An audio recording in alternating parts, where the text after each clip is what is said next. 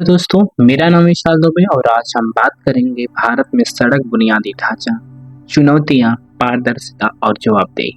भारत की सड़कों पर कुछ आज बात करेंगे।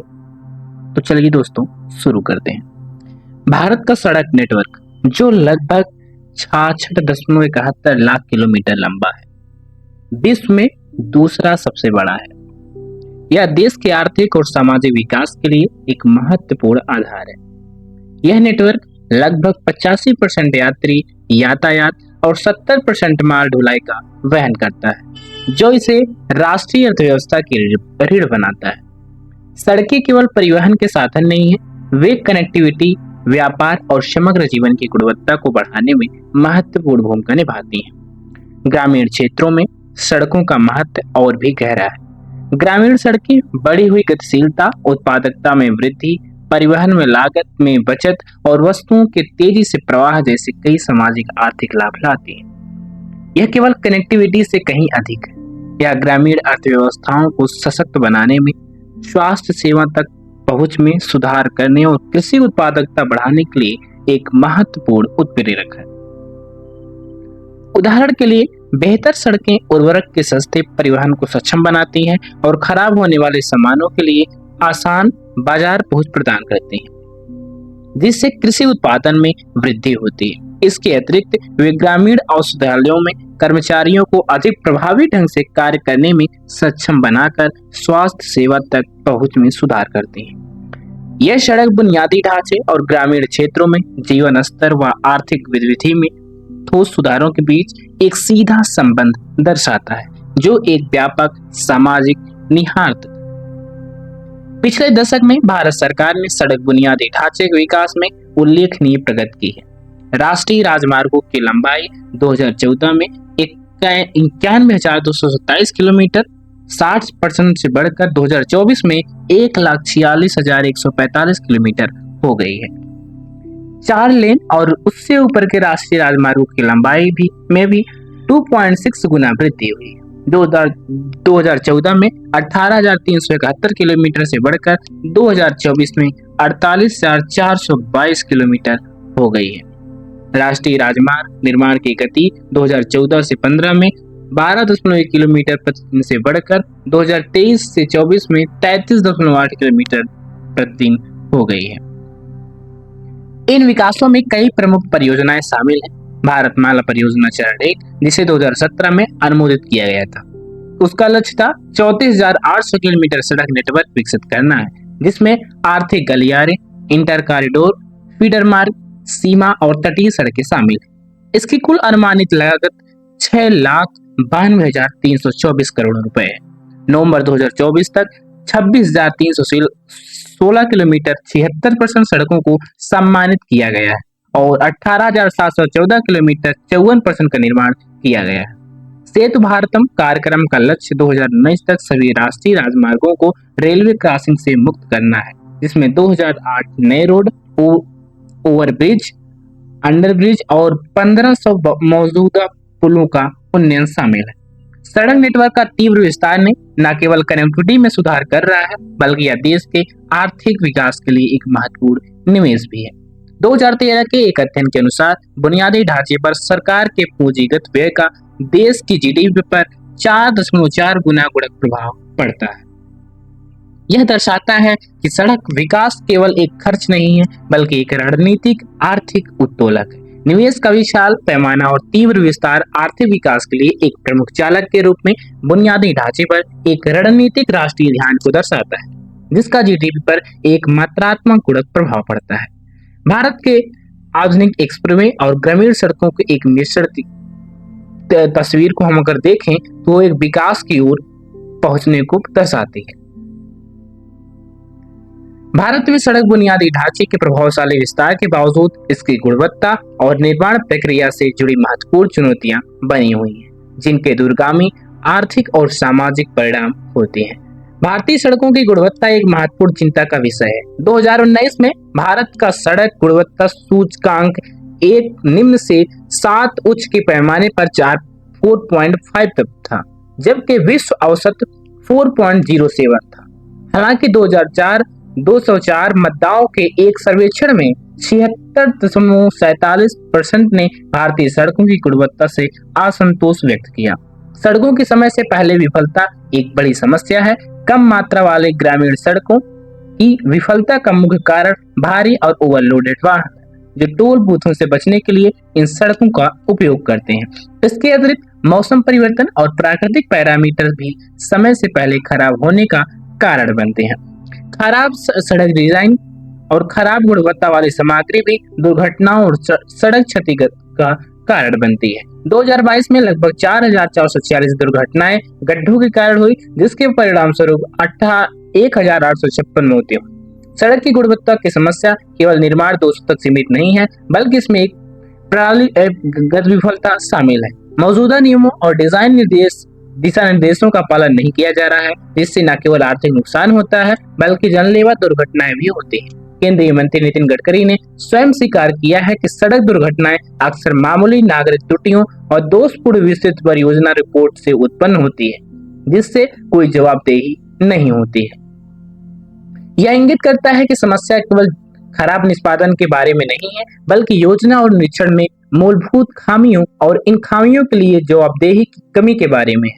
ओवरलोडेड वाहनों द्वारा LVRS के उपयोग करने का मुद्दा भी एक प्रणालीगत प्रवर्तन विफलता की ओर इशारा करता है, जहां बुनियादी ढांचे का उपयोग उन तरीकों से किया जा रहा है जिनके लिए इसे डिजाइन नहीं किया गया था, जिस समय से पहले विफलता हो रही है। यह समस्या बहुआयामी है, जो डिजाइन दोषों, सामग्री की गुणवत्ता, DPR में जवाबदेही की कमी और दुरुपयोग से उत्पन्न होती है, जो केवल अलग अलग निर्माण त्रुटियों के बजाय एक प्रणालीगत शासन और परिवर्तन मुद्दे को इंगित करती है।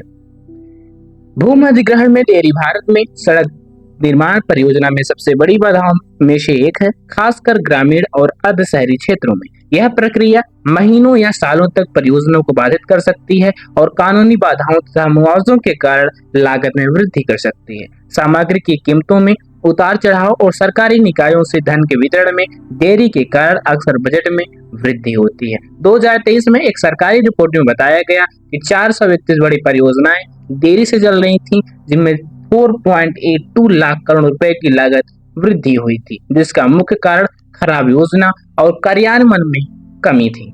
भूमि अधिग्रहण और धन के कुप्रबंधन जैसे प्रारंभिक चरण की चुनौतियां केवल परियोजना में देरी नहीं करती हैं, बल्कि गुणवत्ता से समझौता करने और भ्रष्टाचार के लिए अवसर पैदा करके एक दुष्चक्र को जन्म देती हैं, जिससे अंततः सार्वजनिक धन का नुकसान होता है। विलंबित धन से ठेकेदारों द्वारा बजट में रहने के लिए गुणवत्ता से समझौता हो सकता है। यह वित्तीय चुनौतियों और गुणवत्ता में गिरावट के बीच एक सीधा कारण संबंध है। इसके अतिरिक्त CAG रिपोर्ट निविदा और अनुबंध प्रबंधन में अनियमितताओं को सड़क की गुणवत्ता सुनिश्चित करने और सरकारी हितों की रक्षा करने की आवश्यकता की पूर्ण उपेक्षा से जोड़ी जाती है, जिसका अर्थ है कि वित्तीय और प्रक्रियात्मक कुप्रबंधन सीधे खराब गुणवत्ता और भ्रष्टाचार को सक्षम बनाता है। प्रारंभिक चरण के वित्तीय और भूमि अधिग्रहण चुनौतियां अलग अलग समस्याएं नहीं, बल्कि एक प्रणालीगत भेदता में योगदान करती है, जो गुणवत्ता से समझौता करती है और परियोजना जीवन चक्र में भ्रष्टाचार के लिए दरवाजे खोलती है। भारत में सड़क निर्माण में भ्रष्टाचार की एक बड़ी बाधा है। 2006 की एक रिपोर्ट में दावा किया गया कि उत्तर प्रदेश में सड़क निर्माण जैसी राज्य वित्त पोषित निर्माण गतिविधियों पर निर्माण माफियाओं का प्रभुत्व था, जिसमें भ्रष्ट लोग निर्माण अधिकारी, सामग्री आपूर्तिकर्ता, राजनेता और निर्माण ठेकेदार शामिल थे। प्रधानमंत्री ग्राम सड़क योजना PMGSY में राजनीतिक संबंधों वाले ठेकेदारों को अधिक परियोजनाएं आवंटित की गई, जिससे सड़क निर्माण की लागत बढ़ गई और गुणवत्ता में कोई स्पष्ट सुधार नहीं हुआ। अनुमान है कि PMGSY अनुबंधों में लगभग 1600 सड़कें, जिनकी कीमत लगभग 470 मिलियन अमेरिकी डॉलर थी, राजनीतिक संबंधों के बिना ठेकेदारों को नहीं मिलते।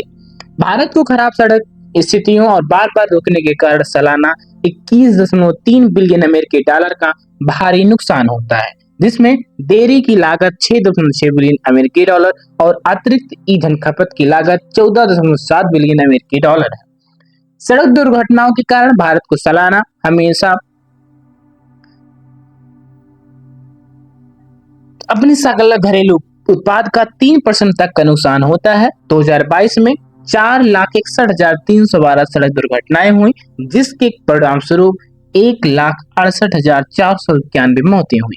भ्रष्टाचार और राजनीतिक हस्तक्षेप केवल वित्तीय लीकेज तथा सीमित नहीं है, बल्कि वे एक ऐसी प्रणालीगत क्षमता पैदा करते हैं जो सड़क सुरक्षा को सीधे प्रभावित करती है, जिससे मानव जीवन और व्यापक आर्थिक उत्पादकता को भारी नुकसान करता है। सड़क की खराबी, गुणवत्ता और दोषपूर्ण डिजाइन सीधे दुर्घटनाओं और मौतों से जुड़े हुए हैं। यह एक महत्वपूर्ण सार्वजनिक सुरक्षा और राष्ट्रीय उत्पादकता मुद्दा बन जाता है। 2022 की अगर हम लोग रिपोर्ट देखें तो उसमें कुल दुर्घटनाएं 4,61,312 हुई, कुल मौतें जिसमें 1,68,491, और इसमें कुल घायलों की संख्या की बात करें अगर हम तो 4,43,366। राष्ट्रीय राजमार्गों पर मौतें अगर बात करें तो 36.2% की है, राज्य राजमार्गों पर मौतें 24.3% की हैं, अन्य सड़कों पर मौतें 39.4% की हैं। 18 से 45 वर्ग के युवा वयस्क की दुर्घटना का शिकार जो है वो 66.5% है, और 18 से 60 वर्ष के कामकाजी आयु वर्ग के व्यक्ति 83.4% है। मौत के प्रमुख कारण तेज गति, ओवरटेकिंग, खतरनाक ड्राइविंग की है। सड़क बुनियादी ढांचे में चुनौतियों का सामना करने के लिए भारत ने पारदर्शिता और जवाबदेही बढ़ाने के लिए कई तंत्र अपनाए हैं, जिनमें कानूनी प्रावधान और डिजिटल पहल दोनों शामिल है। सूचना का अधिकार आरटीआई अधिनियम 2005 नागरिकों को सार्वजनिक प्राधिकरणों से जानकारी प्राप्त करने का अधिकार देता है, जिससे पारदर्शिता और जवाबदेही बढ़ती है। इसका प्राथमिक उद्देश्य भ्रष्टाचार को कम करना और सुशासन को बढ़ावा देना है। आरटीआई ने कई भ्रष्टाचार के मामलों को उजागर करने की मदद की है, जैसे महात्मा गांधी राष्ट्रीय ग्रामीण रोजगार गारंटी योजना में धन का दुरुपयोग और टोल संग्रह एजेंसियों द्वारा अत्यधिक शुल्क संग्रह। कर्नाटक में एक आरटीआई आवेदन के कारण एक टोल एजेंसी से 1.8 करोड़ रुपए की वसूली हुई, जिससे यह कानून की सख्ती का एक महत्वपूर्ण उदाहरण बन गया। यह सरकारी अनुबंधों, न्यायिक कार्यवाहियों और प्रशासनिक निर्णयों को अधिक सुलभ बनाकर खोजी पत्रकारिता को भी मजबूत करता है। हालांकि आरटीआई अधिनियम के कार्यान्वयन में कई चुनौतियां हैं। सार्वजनिक जागरूकता अभी भी कम है और प्रदान की जाने वाली जानकारी की गुणवत्ता अक्सर खराब होती है। इसके अतिरिक्त समय पर जानकारी प्राप्त न होना एक अहम समस्या है, और कई लोग सूचना अधिकारियों का नागरिकों के प्रति सतर्कतापूर्ण रवैया होता है, जो सूचना छिपाने के लिए अधिनियम के प्रावधानों की गलत व्याख्या करते हैं। अपीलों का लंबित होना और शिकायत निवारण में देरी भी एक बड़ी बाधा है। भारत भर के 26 सूचना आयोगों में लगभग 3.15 लाख शिकायतें अपील लंबित हैं। आरटीआई कार्यकर्ताओं और आवेदकों के खिलाफ हमले और धमकियों में भी एक गंभीर चिंता का विषय है। आरटीआई एक शक्तिशाली उपकरण होने के बावजूद अपनी पूरी क्षमता तक नहीं पहुंच पाया है, क्योंकि इसे संस्थागत प्रतिरोध, बुनियादी ढांचे की कमी और नागरिक सुरक्षा के मुद्दों का सामना करना पड़ता है। यह सार्वजनिक अधिकारियों के बीच की सक्रिय प्रकटीकरण की आवश्यकता को रेखांकित करता है। पीआईओ का सतर्कतापूर्ण रवैया और सूचना छिपाने के लिए आरटीआई अधिनियम के प्रावधानों की गलत व्याख्या सीधे गोपनीयता और प्रतिरोध की संस्थागत संस्कृति की ओर इशारा करती है, न केवल तकनीकी मुद्दे की ओर। सक्रिय प्रकटीकरण की कमी नागरिकों को आवेदन दाखिल करने के लिए मजबूर करती है, जिससे प्रक्रिया महंगी और समय लेने वाली हो जाती है। आरटीआई की प्रभावशीलता प्रणालीगत प्रतिरोध और सार्वजनिक प्राधिकरणों से सक्रिय प्रकटीकरण की कमी से बाधित होती है, जो केवल कानूनी प्रावधानों से परिसंस्कृत परिवर्तन और मजबूत परिवर्तन की आवश्यकता को इंगित करती है। डिजिटल प्रौद्योगिकियों भारत में पारदर्शिता और जवाबदेही बढ़ाने के लिए एक नया मार्ग प्रशस्त कर रही है। केंद्रीय ग्रामीण विकास एमओआरडी ने प्रधानमंत्री ग्राम सड़क योजना सड़कों पर क्यूआर कोड प्रदर्शित करने का निर्देश दिया है, ताकि सार्वजनिक प्रतिक्रिया और पारदर्शिता को बढ़ावा दिया जा सके।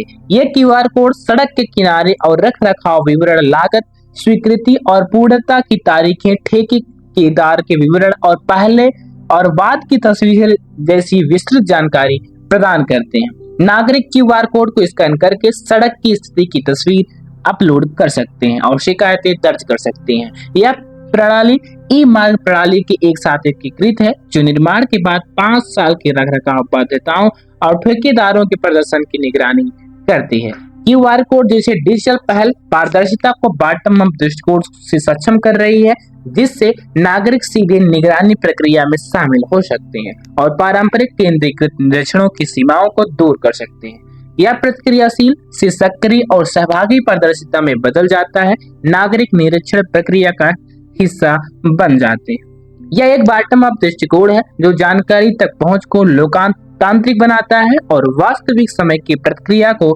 सक्षम बनाता है। यह क्यूआर कोड के लिए उल्लेखित उपभोक्ता अपनाने की चुनौती को सीधे संबोधित करता है। उपयोगकर्ताओं के लिए एक अस्पष्ट कार्रवाई योग्य लाभ प्रदान करके क्यूआर कोड पारदर्शिता में नागरिक नेतृत्व वाले वास्तविक समय और स्थान विशिष्ट बदलाव का प्रतिनिधित्व करते हैं, जो केवल प्रकटीकरण से परे सार्वजनिक बुनियादी ढांचे के निरीक्षण में सक्रिय सार्वजनिक भागीदारी तक जाते हैं, जो जवाबदेही को महत्वपूर्ण रूप से बढ़ा सकता है। अगर हम लोग बात करें PMGYSY क्यूआर कोड पर उपलब्ध जानकारी के हिसाब से, परियोजना का नाम, सड़क परियोजना का आधिकारिक का नाम, सड़क की लंबाई, निर्मित सड़क की कुल लंबाई, निर्माण लागत, परियोजना के लिए स्वीकृत कुल लागत, स्वीकृति तिथि, परियोजना की आधिकारिक स्वीकृति की तारीख, पूर्णता तिथि, निर्माण कार्य के पूरे होने का तारीख, ठेकेदार का विवरण, पहले और बाद की तस्वीरें, शिकायत दर्ज करने का विकल्प, फीडबैक लोड करने का विकल्प। परियोजना निगरानी प्रणाली और डैशबोर्ड। भारत में डिजिटल सार्वजनिक बुनियादी ढांचा DPI जैसे आधार, UPI और इंडिया स्टैक सेवाओं को वितरित करने, आबादी को ट्रैक करने और राज्य की कल्पना करने का आधार बन गए हैं। PM गति शक्ति राष्ट्रीय मास्टर प्लान पोर्टल विभिन्न मंत्रालयों को एक साथ लाता है, जिससे बुनियादी ढांचा परियोजनाओं की एकीकृत योजना और समन्वित निष्पादन सुनिश्चित होता है। वास्तविक समय के डेटा डैशबोर्ड परियोजना लागतों को स्पष्ट दृश्य प्रदान करते हैं और बचत के संभावित क्षेत्रों को उजागर करते हैं। डिजिटल निगरानी प्रणालियां और डैशबोर्ड न केवल क्षमता बढ़ाते हैं, बल्कि वे भ्रष्टाचार के लिए डेटा संचालित पहचान और रोकथाम तंत्र भी प्रदान करते हैं, जिससे शासन में अधिक सक्रिय और निवारक पारदर्शिता आती है। उदाहरण के लिए यूक्रेन का प्रोजारो प्लेटफॉर्म, जिसने खरीद पैटर्न के AI संचालित विश्लेषण का उपयोग करके संदिग्ध पैटर्न की पहचान की और 2016 से 20 के बीच $6 बिलियन अमेरिकी डॉलर की बचत की। आर्टिफिशियल इंटेलिजेंस भविष्य में परियोजना जोखिमों के मुद्दों की पहचान करने के लिए भविष्य कहने वाला विश्लेषण में मदद कर सकता है और निर्माण प्रगति की निगरानी के लिए उपग्रह इमेजरी का विश्लेषण करने के लिए कंप्यूटर विजन और संभावित भ्रष्टाचार या अक्षमता का संकेत देने वाले पैटर्न को पता लगाने के लिए मशीन लर्निंग, डिजिटल ट्विन तकनीक, परियोजना प्रबंधकों को सुरक्षा प्रक्रियाओं की बेहतर निगरानी करने और सटीक वर्चुअल माप के साथ निर्माण दस्तावेजों को समृद्ध करने की अनुमति देती है। ये डिजिटल प्लेटफॉर्म विशेष रूप से AI एकीकरण के साथ साधारण निगरानी उपकरणों से परिष्कृत डेटा संचालित तंत्रों में विकसित हो रहे हैं, जो सक्रिय धोखाधड़ी का पता लगाने और दक्षता में सुधार करते हैं, जिससे बुनियादी ढांचे की शासन के परिदृश्य में मौलिक परिवर्तन आता है। भारत में सड़क बुनियादी ढांचे के विकास और रखरखाव में कई सरकारी निकाय और निजी हितधारक शामिल हैं, जिनकी भूमिकाएं और जिम्मेदारियां स्पष्ट रूप से परिभाषित हैं, लेकिन कुछ चुनौतियां भी हैं। सड़क परिवहन और राजमार्ग मंत्रालय MORTH भारत में सड़क परिवहन अनुसंधान से संबंधित नियमों, विनियमों और कानून के निर्माण और प्रशासन के लिए शीर्ष निकाय है। यह मुख्य रूप से राष्ट्रीय राजमार्गों के विकास और रखरखाव के लिए जिम्मेदार है। भारतीय राष्ट्रीय राजमार्ग प्राधिकरण NHAI का गठन 1988 में संसद के एक अधिनियम द्वारा किया गया था और यह 60,000 किलोमीटर से अधिक राष्ट्रीय राजमार्गों के विकास, रखरखाव और प्रबंधन के लिए जिम्मेदार है। NHAI की राष्ट्रीय राजमार्ग विकास परियोजना NHDP को लागू करता है, जिसमें स्वर्णिम चतुर्भुज, उत्तर, दक्षिण और पूर्व पश्चिम गलियारे जैसे विभिन्न चरण शामिल हैं। NHAI राजमार्गों पर टोल शुल्क भी एकत्र करता है और सड़क सुरक्षा ऑडिट तथा जागरूकता अभियान चलाता है। MORTH और NHAI के पास सड़कों के विकास और रखरखाव के लिए व्यापक जनादेश है, लेकिन उनकी प्रभावशीलता अक्सर आंतरिक निगरानी तंत्र की कमजोरियों और बाहरी हितधारकों की पर अत्यधिक निर्भरता से बाधित होती है, जिससे भ्रष्टाचार की संभावना बढ़ जाती है। उदाहरण के लिए PPP मोड के तहत NHAI ने रियायतग्राहियों द्वारा किए गए काम की कई सीधी निगरानी नहीं बल्कि एक ऐसी निगरानी करने के लिए स्वतंत्र इंजीनियरों या स्वतंत्र सलाहकारों पर निर्भर रहा है। यह महत्वपूर्ण निरीक्षण के प्रत्यायोजन पर प्रकाश डालता है। एनएचएआई में गुणवत्ता ऑडिट रिपोर्ट घोटाले के लिए नकद का खुलासा है, जहां इंजीनियरों और एक विवाद समाधान बोर्ड डीआरबी सदस्य को अनुकूल गुणवत्ता ऑडिट रिपोर्ट प्रस्तुत करने के लिए रिश्वत लेने के आरोप में बुक किया गया था। यह आंतरिक गुणवत्ता नियंत्रण और जवाबदेही तंत्र में एक गंभीर विफलता को इंगित करता है, जो सीधे व्यापक भ्रष्टाचार के मुद्दे से जुड़ता है। ठेकेदारों की प्राथमिक जिम्मेदारी समय और कुशलता से परियोजनाओं को निष्पादित करना और काम की अपेक्षित गुणवत्ता सुनिश्चित करना है। स्वतंत्र इंजीनियर या स्वतंत्र सलाहकार आईसी को एनएचएआई द्वारा नियुक्त किया जाता है ताकि रियायतग्राहियों द्वारा किए गए काम की निगरानी की जा सके। हालांकि जैसा कि पहले उल्लेख किया गया है कि एनएचएआई सीधे काम की निगरानी नहीं करता बल्कि आईसी पर निर्भर करता है। ठेकेदारों की जवाबदेही बढ़ाने के लिए सरकार की गारंटी अवधि को 5 साल से बढ़ाकर 10 साल करने पर विचार कर रही है। खराब सड़कें बनाने वाले ठेकेदारों या फर्मों को ब्लैकलिस्ट करने और दंडात्मक कार्रवाई करने की सूची तैयार की जा रही है। ठेकेदारों खराब गुणवत्ता वाली सामग्री का उपयोग और निर्माण में मानकों की अनदेखी आम है, जिससे सड़कें जल्दी खराब होती हैं। स्वतंत्र इंजीनियरों पर अत्यधिक निर्भरता विशेष रूप से सरकारी निरीक्षण की कमी के साथ जवाबदेही में एक महत्वपूर्ण अंतर पैदा करती है, जिससे ठेकेदारों को घटिया काम करने और यहाँ तक कि भ्रष्टाचार में लिप्त होने का प्रोत्साहन मिलता है। जैसा कि गुणवत्ता ऑडिट घोटालों से पता चलता है कि यदि एनएचएआई ने कई सीधी निगरानी नहीं की और आईआईसी पर निर्भर रहा और यदि आईसीएस गुणवत्ता ऑडिट रिपोर्ट घोटाले के लिए नकद में शामिल है तो पूरी जवाबदेही श्रृंखला ही खतरे में है। यह एक विकृत प्रोत्साहन संरचना बनाता है जहाँ खराब गुणवत्ता को न केवल बर्दाश्त किया जाता है बल्कि रिश्वतखोरी के माध्यम से सक्रिय रूप से सुविधा प्रदान की जाती है। राजनीतिक हस्तक्षेप के कारण सार्वजनिक बुनियादी ढांचे के कार्यान्वयन में देरी होती रही है और व्यापक रूप से आलोचना का शिकार होना पड़ता है। प्रधानमंत्री ग्राम सड़क योजना में राजनीतिक संबंधों वाले ठेकेदारों को अधिक परियोजनाएं आवंटित की गई, जिससे सड़क निर्माण की लागत बढ़ गई और गुणवत्ता में कोई स्पष्ट सुधार नहीं हुआ। अनुमान है कि पीएमजीएसवाई अनुबंधों में लगभग 1600 सड़कें जिनकी कीमत लगभग 470 मिलियन अमेरिकी डॉलर थी, राजनीतिक संबंधों के बिना ठेकेदारों को नहीं मिलती। उत्तर प्रदेश में सड़क निर्माण गतिविधियों पर निर्माण माफियाओं का प्रभुत्व था, जिससे भ्रष्ट लोक निर्माण अधिकारी, सामग्री आपूर्तिकर्ता, राजनेता और निर्माण ठेकेदार शामिल थे। राजनीतिक हस्तक्षेप केवल अक्षमता का कारण नहीं बनता है, यह सक्रिय रूप से भ्रष्टाचार को बढ़ावा देता है और सार्वजनिक हित की कीमत पर निजी लाभ को प्राथमिकता देता है, जिससे परियोजना की लागत बढ़ जाती है और गुणवत्ता से समझौता होता है। यह सीधे मात्रात्मक नकारात्मक प्रभाव की ओर इशारा करता है। रेड सीकिंग की अवधारणा इस हस्तक्षेप के पीछे प्रेरणा और स्पष्ट करती है। सार्वजनिक परियोजनाओं से निजी लाभ निकालना निर्माण माफियाओं इस भ्रष्टाचार के एक संगठित रूप का प्रतिनिधित्व करते हैं, जिसका अर्थ है एक गहरी मिलीभगत वाली समस्या। सड़क परियोजनाओं में राजनीतिक हस्तक्षेप केवल एक नौकरशाही बाधा नहीं है बल्कि भ्रष्टाचार और रेड सीकिंग का एक प्रणालीगत प्रवर्तक है, जो सीधी बढ़ी हुई लागत और समझौता के कई गुणवत्ताओं की ओर ले जाता है, जिससे सार्वजनिक हित की निजी लाभ के लिए कमजोर किया जाता है। सड़क निर्माण परियोजना जीवन चक्र के चरण और जिम्मेदारियां के बाद अगर हम बात करें तो योजना और व्यवहार्यता अध्ययन, आवश्यकता मूल्यांकन, व्यवहार्यता अध्ययन, प्रारंभिक अनुमोदन और योजना फंडिंग नीति निर्माण है। COST इंफ्रास्ट्रक्चर ट्रांसपेरेंसी इनिशिएटिव एक वैश्विक गैर लाभकारी संस्था जो गुणवत्तापूर्ण बुनियादी ढांचा प्रदान करने के लिए बुनियादी ढांचे में पारदर्शिता, भागीदारी और जवाबदेही में सुधार करती है। COST एक बहुत हितकारी दृष्टिकोण का उपयोग करता है जिसमें सरकारों, निजी क्षेत्रों और नागरिक समाज के साथ काम करना शामिल है। यह डेटा के प्रकाशन, बुनियादी ढांचा, परियोजना की स्वतंत्र समीक्षा और मीडिया तक नागरिक समाज को प्रशिक्षित करके सामाजिक जवाबदेही को बढ़ावा देता है। आर्टिफिशियल इंटेलिजेंस का उपयोग बुनियादी ढांचा पारदर्शिता में किया जा रहा है। उदाहरण के लिए यूक्रेन का पोजर प्लेटफॉर्म, जिसने खरीद पैटर्न के AI संचालित विश्लेषण का उपयोग करके संदिग्ध पैटर्न की पहचान की और $6 बिलियन की बचत की।